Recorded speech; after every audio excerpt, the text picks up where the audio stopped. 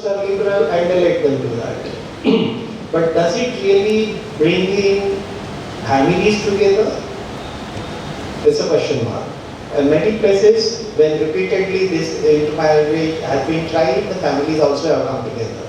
So I'm not denying that.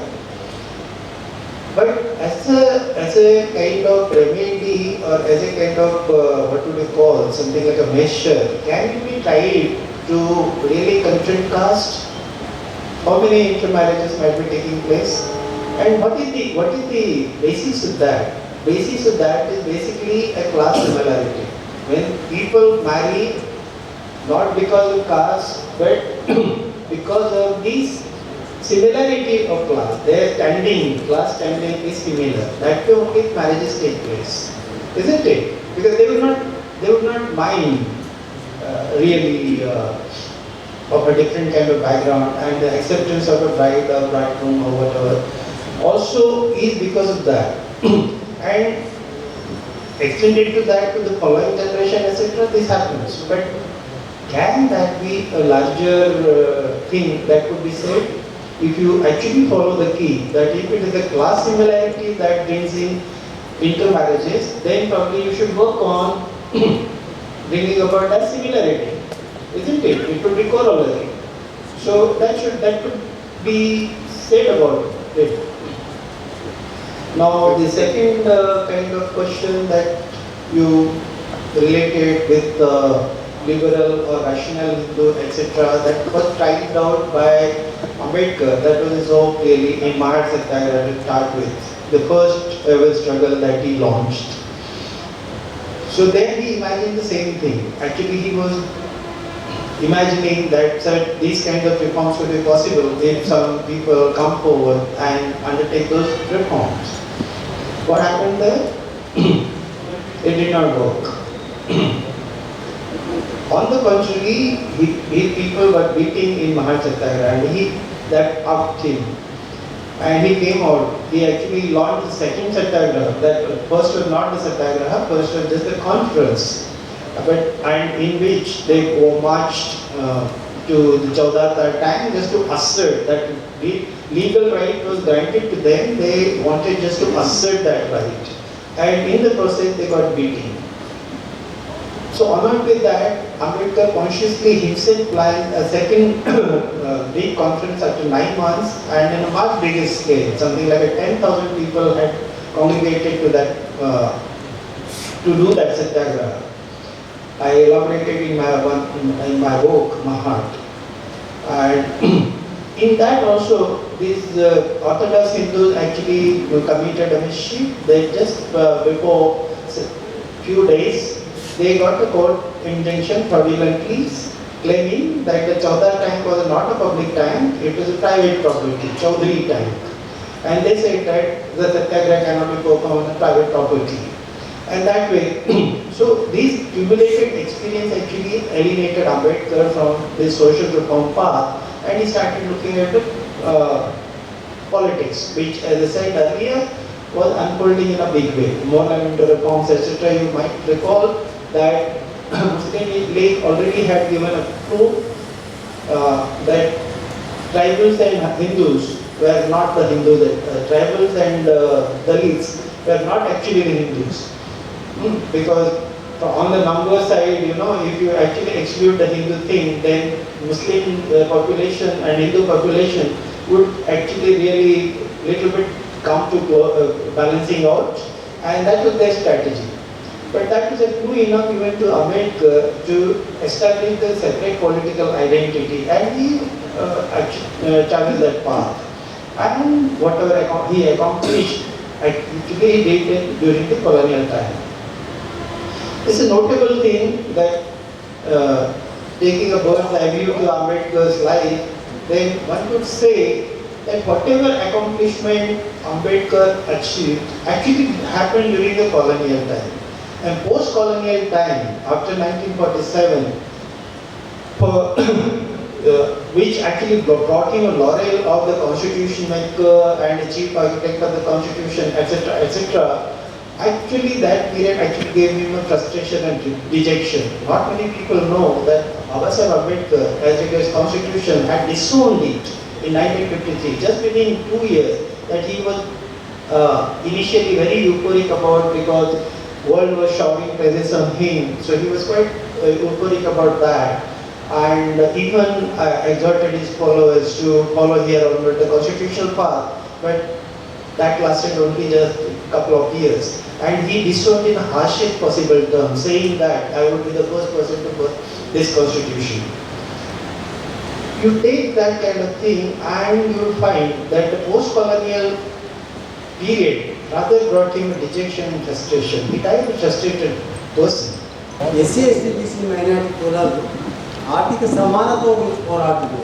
అలా ఇప్పుడు SCSTBC ప్రజలు వేరు, SCSTBC నాయకులు వేరు.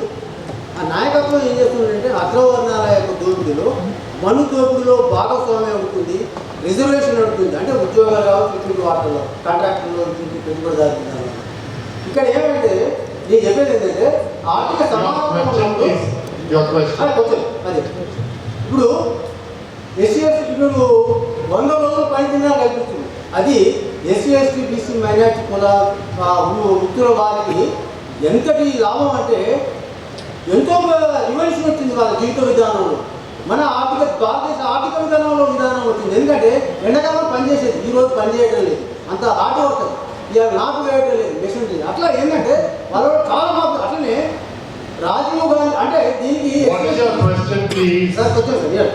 అయితే రాజీవ్ గాంధీ యొక్క 6,000 రూపాయలు మీకు అకౌంట్ వేస్తున్నట్టు అది గొప్ప రివల్యూషన్ అండి. ఓటకు ఎంతో 100 రోజులు 10 దినాలు సెక్యూరిటీ ఇస్తుంది. అది కూడా అంటే మీకు తలసరి ఆదాయం తక్కువ పేదలందరికీ కూడా 6,000 రూపాయలు, అది కూడా రివల్యూషన్ అండి. అది ఓటకుతో సమానం. కానీ ఇక్కడ ఏంటంటే ఏ SCSTBC మైనారిటీ కులాల వాళ్ళు కూడా ఒక స్టేట్మెంట్ కూడా. I want to understand one thing. The best way to annihilate caste would be for the low caste people to quit Hinduism and do something else. Why has this easy solution not been found acceptable to most of the Dalits? I mean, whether to become a Buddhist or an atheist or a Muslim would have been a significantly superior and easier solution than fighting the upper caste prejudices, isn't it? So why would that not? This is precisely carried out by Ambedkar himself, converting to Buddhism. And he imagined actually Buddhism was a counter to the. There are a lot of dimensions to his thing. It is not simple religious conversion as such, but religious conversion as a remedy for caste or something like a way of annihilating caste needs to be understood in a context of history, because it is not the first time that religious conversion had taken place. It might be the last rather, when the first conversion probably significantly took place. As I hinted, the 1/5 of the population, Hindu population, was lost to Islam. So that was very significant kind of conversion that had taken place. They were all low caste people only. And then thereafter there have been a series of conversions of that kind, like Sikhs, who were majority of Sikhs will be count, even if you count, because they are also scheduled caste. So scheduled caste actually constitute the majority of Sikhs. Okay, and thereafter even Christianity. People have been changing religion, but the castes have remained intact. As a matter of fact, the caste actually converted to all this religion. The converted people also have been typified by caste. So they have not escaped the caste trap. So as a matter of fact, the conversion has not been any remedy. It has not done any good to the people who converted. Even Buddhists for that matter. By default, something like in Maharashtra, the significant conversion is taking place, they are identified the same. There has not been an iota of a change that has happened. Okay, it has given a little bit of cultural confidence to people that Ambedkar brought in something like the legacy that he has been repeatedly saying, that untouchability originated really from the struggles of Buddhists and with Brahmins. And that kind of lineage he traced to and brought in legacy to untouchables, but this is not helped. Through 1901 census, the present day untouchables are resurrected to get enumerated as Hindus. Followed by 1961 census or 21 census, those developers made all the tribal people part of Hindu, enumerated as Hindu. So in between, from 1901 census to the present day census now, the RSS exponents were saying that all the tribals are Hindus. And meanwhile, restricting scheduled caste status first to Hindu Dalits, later on extended to Sikhs, later on extended to Buddhists, and now denied scheduled caste status to Christians and Muslims, which amounts to denial of choice of religious freedom to scheduled caste people. So how could we understand all this game? I would not have a good answer to that, but something like the scheduled caste, definition of scheduled caste, etc., has been problematic. Right? In the first place, when they were drawing up the schedule in 1936, that was okay. As I Followed by depression class at least of 1924. yeah. So this was exclusively only for the untouchables, and untouchable had a concrete criteria. Nobody would volunteer and say that I am an untouchable. Actually, there have been a lot of clues while this schedule was being done by the British surveyors. They had encountered two problems, and what I am going to say has an implication to an issue of whether reservations brought in benefits to Dalits, or they have paid more cost than the benefits. The story goes like that, like this, that this survey faced problem of enumeration in two places. One in down south, and second was in east. rest of the country, they encountered something like a range of 15 to 20% Dalit population. So that they were satisfied with. But these people, if the untouchability was operated as a criteria, then in south there were 70 and more people, were coming in that schedule. And if the untouchability was operated as a sole criterion, none was coming in the far east. Because this touch me nautism kind of untouchability was not being followed in east. And in south, as we know by common knowledge, that there was a graded kind of untouchability, that some people were touchable or seeable with up to 10 feet or 20 feet or some such kind of thing. So there was a graded kind of untouchability being practiced in down south. So then they applied for this tourism additional criteria, and just to make the story short, I would say that some of the castes which got or which escaped from being included in the schedule, you would find having made 1,000 times more progress than the Dalit in the same region. Now what would you call it? This is a probably empirical kind of proof without much of elaborating that come forth that those castes which were totally similarly placed, there could be macro kind of differences among them, but similarly placed just by virtue of getting escape from the schedule, would make 1,000 times more progress than the Dalit in the same region. Thereafter, all these kind of questions that you asked, that scheduled caste stature being extended to people or now being denied to people, is just the politicking of kind that is, I don't think I can adequately answer. Kashiram is, I would say that he was one of the biggest strategists the post-colonial India produced. That I definitely credit with, because he completely strategized how to give the ruling people in their own coin. Okay? But I would not say that the path again to annihilation. Okay?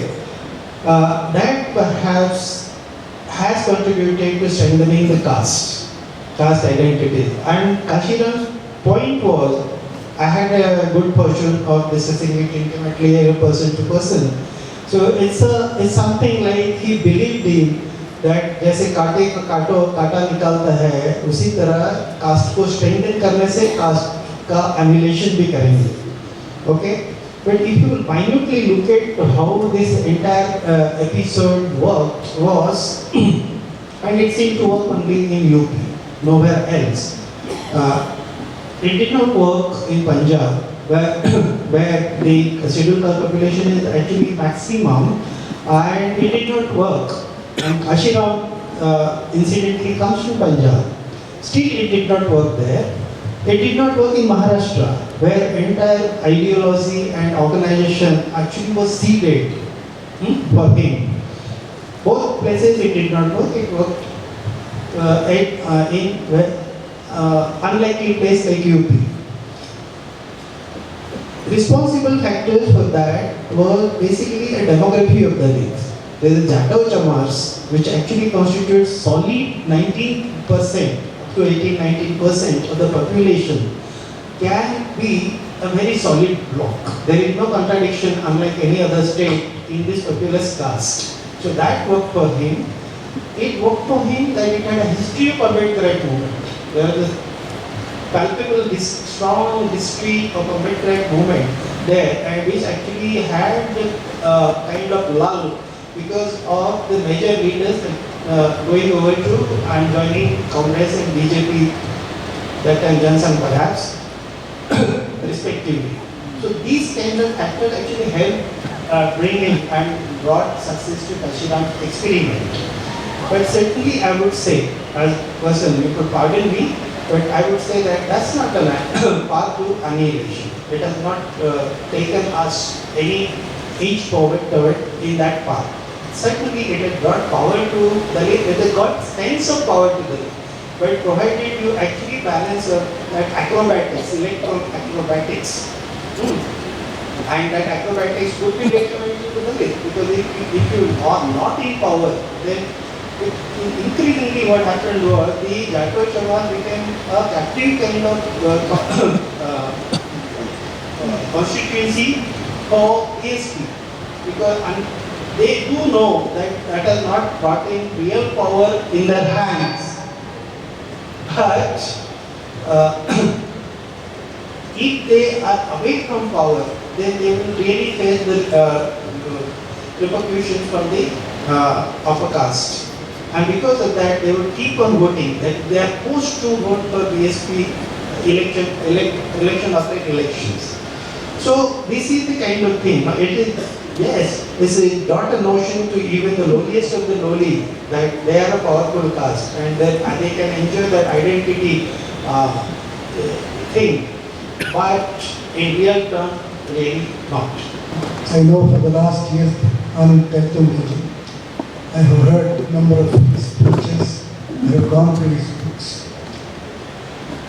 He very often comments on supporting Marxism. But ever since Marx, communism has come into this country, it could not find any solution to the caste system.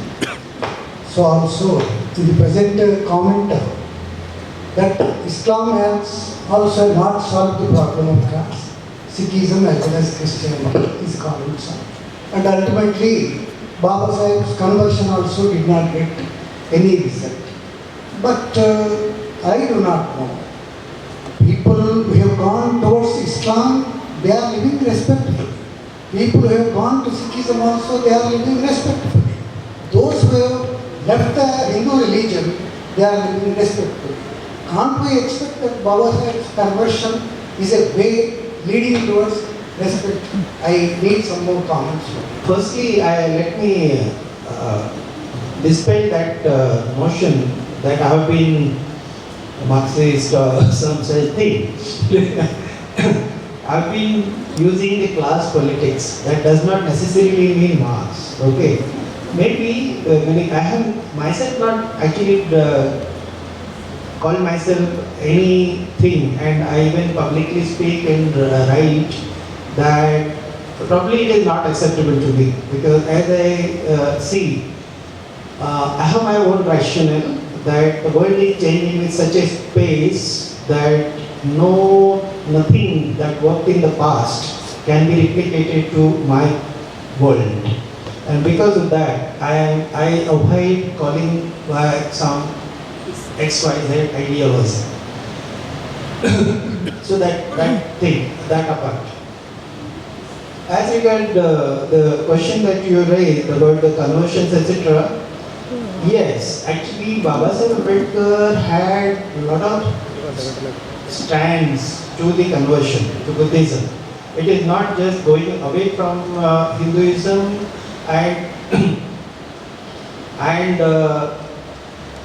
accepting some other religion. It was not that. I think you very well know that.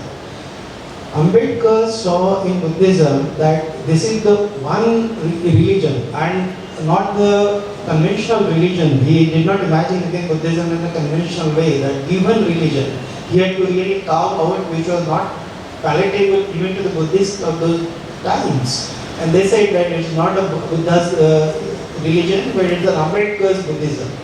Okay, that kind of comment came in. That apart, Ambedkar imagined that this is the most rational and most scientific religion which is compatible to modern era, and that's why he actually accepted it. And his motto was, modest expectation was that his followers, that not everybody would really go after him, but his followers would carry on the movement as a Prabuddha, as a collective of Prabuddha people, that is enlightened people. Now, the pertinent question to be asked is, respect etc. is a mental kind of responses. One could feel respected anyway, and many people derive being Hindu probably. That could be said like this. But the most pertinent question is that whether really we have followed in the steps of Ambedkar. Did we try an inch toward being an enlightened person? My answer would be, I would not dare say that in affirmative. Okay? Because people have built viharas, people started copying something like, if this Hindus actually do long prayers, we also should do little longer than that. That kind of competition has set in among the convert Buddhists. So this is not the way. If we had carried on with enlightened, as an enlightened being, it would have been a bit different. Enlightened being meaning something like we could have questioned things to the past. This is the way of science. Ourselves spoke about science, okay? And this was the way of pragmatism. Pragmatism also originated something like as a way of science, questioning what is the data that actually leading to certain ways and adopting that path without any reservation. This is the way of the enlightenment. And I don't think we have done that.